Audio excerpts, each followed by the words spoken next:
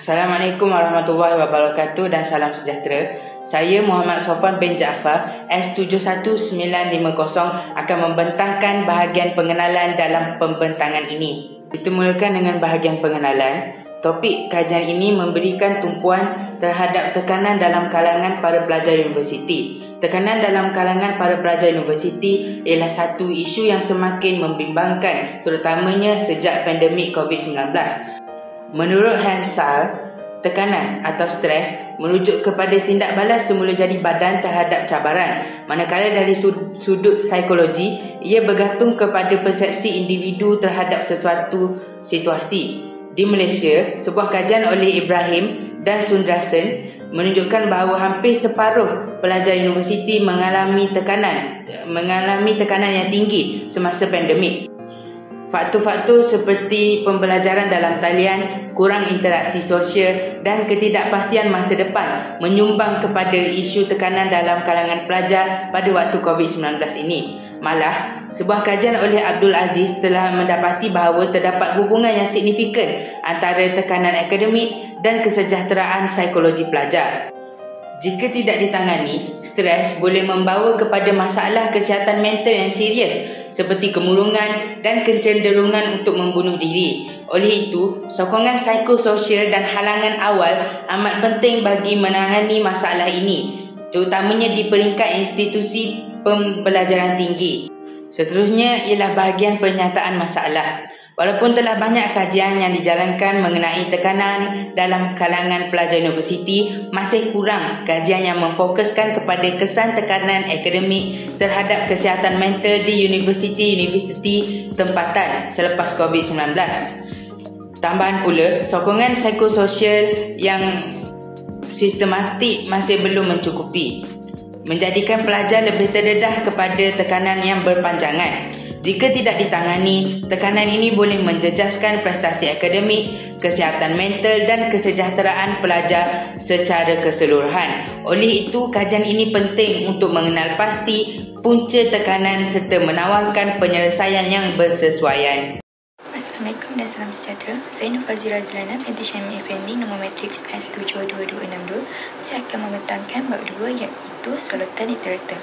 Dalam keempat-empat jurnal laporan tersebut, jurnal terbaik yang saya pilih ialah kajian oleh Nur Asibah Asmawi dan Emilda 2024, mendalami hubungan antara faktor akademik dan juga tahap stres yang dialami pelajar universiti.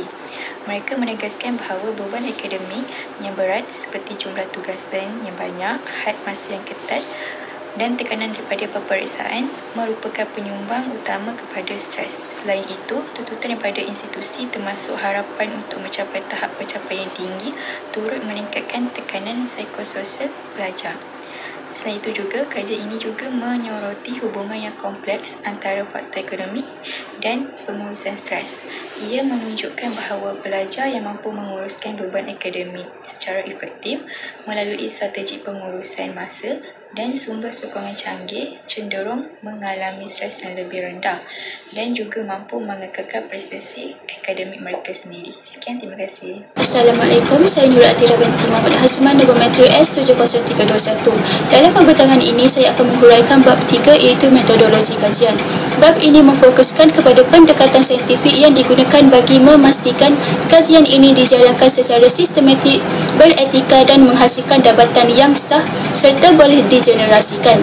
Kajian ini menggunakan reka bentuk kuantitatif deskriptif korelasi yang bertujuan mengenal pasti hubungan antara dua pemboleh ubah iaitu tahap stres sebagai pemboleh ubah bersandar dan pengurusan masa sebagai pemboleh ubah tidak bersandar. Reka bentuk ini dipilih kerana ia tidak melibatkan manipulasi pemboleh ubah. Sebaliknya, berdasarkan pemerhatian terhadap persepsi dan pengalaman pelajar dalam konteks akademik semasa. Populasi kajian merangkumi pelajar dari 3 institusi pengajian tinggi awam di Malaysia iaitu UMT, UMK dan UiTM. Pemilihan institusi ini dilakukan secara berstrategi untuk mendapatkan data daripada pelbagai bidang dan persekitaran pembelajaran. Sebanyak 100 orang pelajar telah dipilih sebagai responden menggunakan kaedah persempelan rawat mudah yang memberikan peluang penyertaan yang saksama kepada semua anggota populasi. Instrumen kajian merupakan soal selidik berstruktur yang mengandungi 3 bahagian utama, iaitu bahagian A melibatkan data demografi, bahagian B menilai kecekapan pengurusan masa dan bahagian C mengukur tahap stres pelajar berdasarkan situasi pembelajaran, tugasan, peperiksaan dan tekanan sosial. Semua item diukur menggunakan skala Likert 5 mata, daripada 1 sangat tidak setuju hingga 5 sangat setuju. Ujian lintis telah dijalankan bagi menguji kebolehpercayaan instrumen dan hasilnya menunjukkan nilai Cronbach alpha sebanyak 0.805 yang menunjukkan tahap konsistensi dalaman yang memuaskan. Pengumpulan data dijalankan sepenuhnya dalam talian menggunakan platform Google Form yang diedarkan melalui aplikasi media sosial seperti WhatsApp dan Telegram. Responden telah diberikan maklumat jelas berkaitan objektif kajian, jaminan kerahsiaan serta hak mereka untuk menarik diri bila-bila masa tanpa sebarang penalti. Proses ini dijalankan selama 2 minggu dengan penghantaran peringatan berkala untuk meningkatkan kadar tindak balas. Bagi analisis data, penyelidik menggunakan perisian IBM SPSS statistik yang membolehkan analisis statistik deskriptif serta inferensi dijalankan secara sistematik.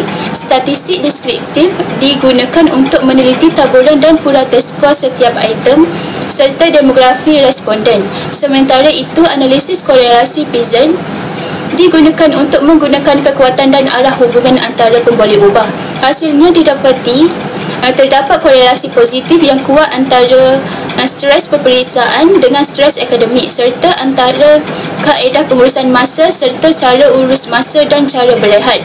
Menariknya, wujud juga korelasi negatif antara stres dan kecenderungan pelajar untuk mendapatkan bantuan, menunjukkan bahawa semakin tinggi tekanan, semakin kurang pelajar cenderung untuk berbincang atau mencari sokongan sosial. Akhir sekali, dari segi etika penyelidikan, kajian ini telah mematuhi sepenuhnya garis panduan penyelidikan sosial, termasuk menjaga kerahsiaan data responden. Semua data digunakan hanya untuk bertujuan akademik dan tiada sebarang unsur paksaan terhadap penyertaan responden. Secara keseluruhannya, metodologi yang dirancang dengan teliti ini memberikan asas yang kukuh kepada kajian dari segi kesahihan, kebolehpercayaan dan kebolehgunaan dapatan. Assalamualaikum dan salam sejahtera. Nama saya Nur Nabila Balkis binti Zahari S72142. Saya akan membentangkan ringkasan bagi bab 4 iaitu keputusan dan perbincangan daripada kajian kami. Kajian ini melibatkan seramai 100 orang responden. Analisis demografi menunjukkan majoriti responden adalah pelajar perempuan beretnik Melayu tahun 2 pengajian dari institusi pengajian awam dan dalam bidang sains sosial. Seterusnya, analisis kebolehpercayaan menggunakan Cronbach alpha menunjukkan nilai 0.791 menandakan instrumen kajian ini mempunyai konsistensi dalaman yang baik. Namun begitu, item seperti cara bantuan mencatat korelasi yang rendah menandakan perlunya penambahbaikan. Dari sudut deskriptif, didapati bahawa tahap stres pelajar adalah tinggi terutamanya disebabkan oleh kebimbangan terhadap kegagalan dan keputusan peperiksaan dengan min hampir mencecah 3.90. Sebaliknya, cara pelajar mendapatkan bantuan mencatat min paling rendah menunjukkan mereka kurang cenderung untuk mencari sokongan luar. Ujian korelasi Pearson mendapati wujud hubungan positif yang signifikan antara pelbagai jenis stres, contohnya stres tugasan dan stres peperiksaan, manakala strategi seperti pengurusan masa, bercakap dan berehat menunjukkan hubungan positif antara satu sama lain, menandakan keberkesanannya. Namun begitu, terdapat juga hubungan negatif seperti antara punca takut gagal dengan cara bantuan menunjukkan pelajar cenderung memendam stres daripada mencari sokongan. Namun, terdapat pelajar yang masih mengalami stres walaupun mempunyai kemahiran pengurusan masa yang baik. Ini mungkin dipengaruhi oleh faktor luaran seperti tekanan kewangan, isu keluarga dan masalah sosial seperti yang dinyatakan oleh Lazarus dan Folman tahun 1984. Kesimpulannya, kajian ini menegaskan pentingnya kemahiran pengurusan masa dan sokongan emosi dalam mengatasi stres dan akademik.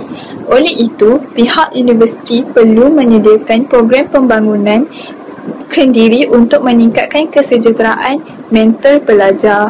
Sekian, terima kasih. Saya Cik Anis Farah Nabati Cik Suhaimi, nombor matrik S72114 akan menguraikan cadangan bagi kajian kami. Tekanan dalam kalangan pelajar universiti semakin meningkat terutamanya selepas pandemik COVID-19. Bagi mengatasi isu ini, 3 cadangan utama boleh dilaksanakan. Yang pertama ialah pengurusan masa dan penetapan maklumat smart. Dengan teknik seperti Pomodoro dan penggunaan aplikasi seperti Google Calendar, pelajar boleh mengurus tugasan dengan lebih teratur dan fokus sekaligus mengurangkan stres. Yang kedua, pelaksanaan intervensi mindfulness dan kecerdasan emosi. Program seperti MBSR iaitu Mindfulness Based Stress Reduction dan latihan EQ telah terbukti meningkatkan kesejahteraan mental dan tumpuan belajar. Pesyarah juga boleh memulakan kelas dengan aktiviti pernafasan ringkas. Yang ketiga, memberi pengukuhan sokongan sosial dan daya tahan. Program mentor, kumpulan pelajar dan latihan dapat membantu pelajar menghadapi cabaran dengan lebih yakin. Kesemua strategi ini penting untuk membina pelajar yang bukan sahaja cemerlang akademik tetapi juga sihat dari segi emosi dan mental.